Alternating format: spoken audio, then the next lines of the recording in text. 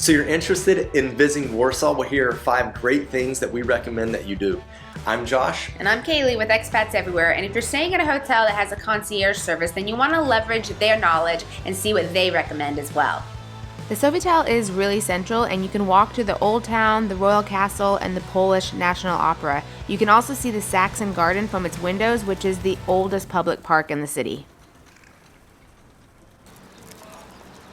Here we are at the Science Museum. We're going to go in and show you guys what you can explore here.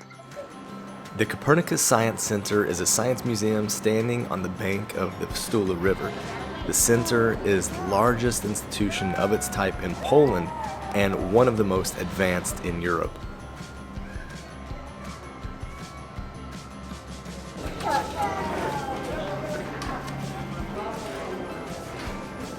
There are a lot of exhibitions in this museum, and like any exhibition, they do rotate. But this one here, you get a card and you put the card in the different machines that are in the exhibition, and you can play whatever game has been developed for that particular stall.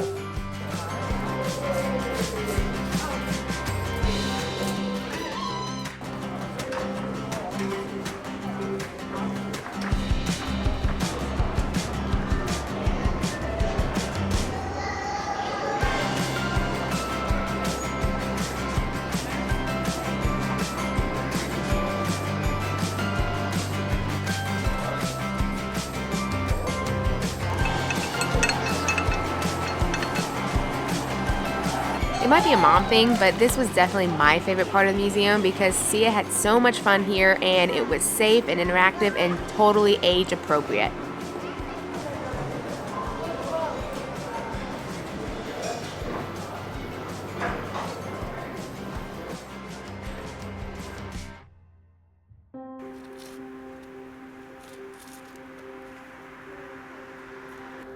Royal Bass Park is the largest park in Warsaw, and it's around 76 hectares right down in the city center.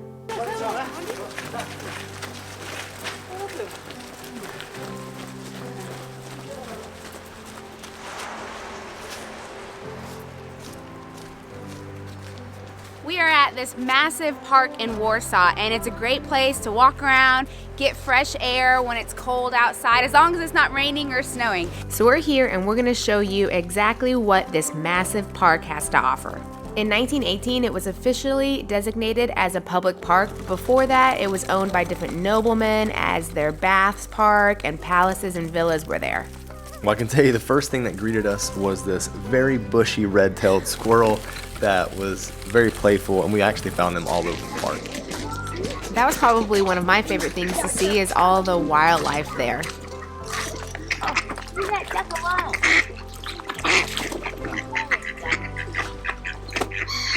Must be an ex-girlfriend. The massive Chopin monument is located in this park. Now you can see there are a variety of monuments, museums, and structures to look at and experience.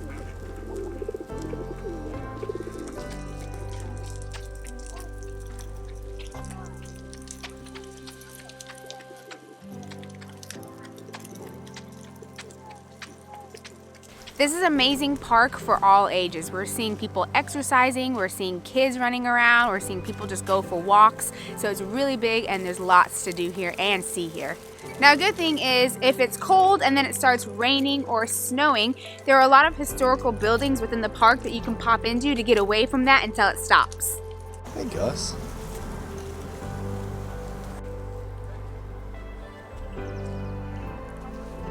Sia, what is that? Peacock. A peacock.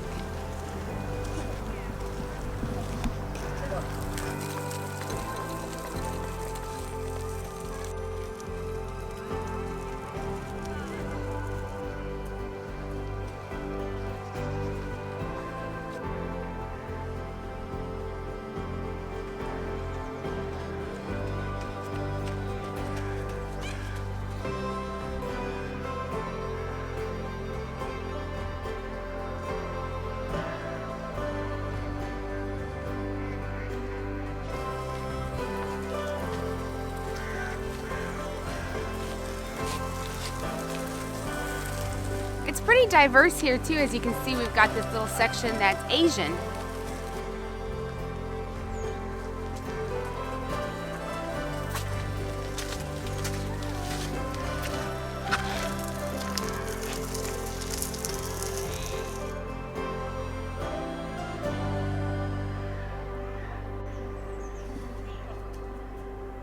It was really cool to see the water frozen and the ducks and different birds just kind of sliding along the top rather than swimming.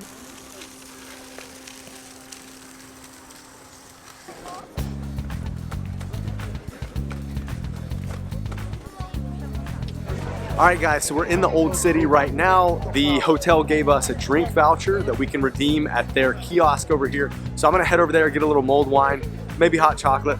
There might be a little rum in it. Let's find out. It's a really common thing when you visit Warsaw to check out the Old Town. How's your hot chocolate? Really good. Now, the Old Town is beautiful at night, but it's also a great place to hang out during the day.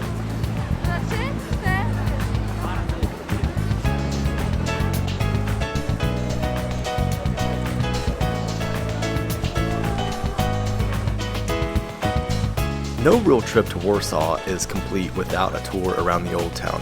Now, the awesome thing about visiting here during the winter is that you have the Christmas markets, and the Christmas markets are full of different stalls selling different things, as well as the large Christmas tree, which is in one of the squares in the Old Town. And then they have this sweet ice skating rink. So the ice skating rink is functional as long as the temperatures are cold enough. There were some days that we visited where the temperatures weren't cold enough, and therefore the ice had melted. The area is also home to the restored apartments and manicured gardens of the royal castle. Now, the Old Town is a UNESCO World Heritage Site from the 1980s. The cobblestone alleys and medieval buildings have been reconstructed after World War II. Alright, so number 4 on the list is make sure that you get a hotel when you're staying in Warsaw that has some nice amenities. So whether that's a gym or a pool, it can be really crucial, especially when it's cold outside, because the indoor pools are going to be heated, just like this one at the Sofitel Warsaw Victoria. The ambiance of this pool was amazing, and they had this mirror on the ceiling which made it seem even bigger than it was, but it was quite relaxing and fun to play in. Now, despite these images, the pool did stay packed most of the time that it was open, so I had to capture these whenever no one was in the pool. Now, in addition to the pool, they also have an area where they can do spa treatments, so you can get a massage as well at this hotel. Again, if you're visiting Warsaw and it's in your budget, we highly recommend staying at the Sofitel Warsaw Victoria. There are a lot of museums in Warsaw to check out, but the Poland Museum is definitely one that you need to see when you come here. Now, it's a little rainy, so we're going to go ahead and get out of the rain and go show you what's inside. Poland Museum of the History of Polish Jews is a museum on the site of the former Warsaw Ghetto. The museum is relatively new, opening in April of 2013. The Hebrew word Poland in the museum's English name means either Poland or rest here, and relates to a legend about the arrival of the first Jews to Poland. Go to Polania. So they came to the Polish lands. Poland Museum is the first public-private partnership institution formed together by the government, the local government, and a non-governmental organization. The museum was pretty interactive, which was fun because you could press different buttons, you could flip different pages, and sit in different areas that you could really take in what was happening in the history of the Jews.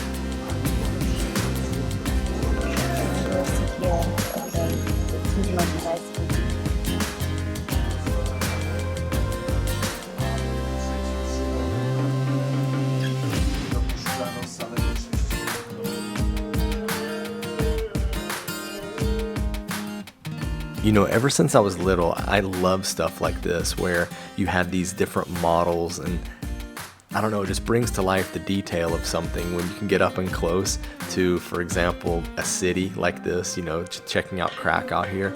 It's just super cool. I love it. And then getting to explore different sets that are like from the old world. It's so amazing.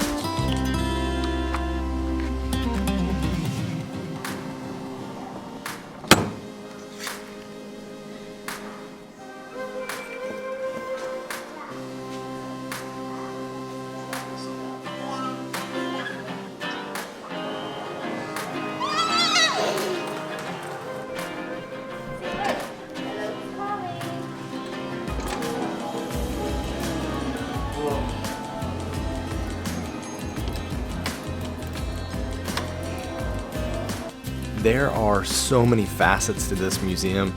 It's incredible. And of course, at the end of the museum, you get to the exhibition that discusses one of the darker sides of the history of the Jews, which is the Holocaust. The museum even has a really good restaurant that has typical dishes of Eastern European origin. We're grabbing lunch at the restaurant here in the museum. It's kind of cafeteria style. You just pick and choose what you want. If you want to know more about Poland, then check this playlist right here and don't forget to subscribe. Now let's get moving.